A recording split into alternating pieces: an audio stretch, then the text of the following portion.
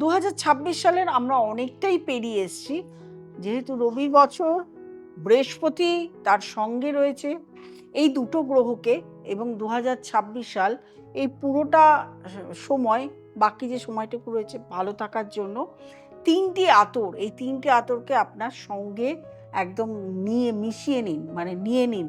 এই তিনটে আতর ব্যবহার করুন। তিনটে আতরের স্মেল, এক হচ্ছে ল্যাভেন্ডার, আরেকটা হচ্ছে কেশর, আরেকটা হচ্ছে চন্দন।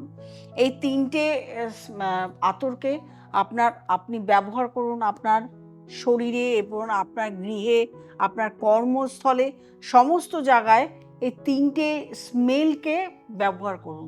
করে আপনার রবি, আপনার বৃহস্পতি, গ্রহ দুটোকে ঠিক করুন। 2026 সাল আপনি ভালো থাকুন, আপনার আর্থিক কষ্ট থাকবে না, আপনার মানসিক টেনশন থাকবে না। আতর ব্যবহার করলে এগুলো থাকে না।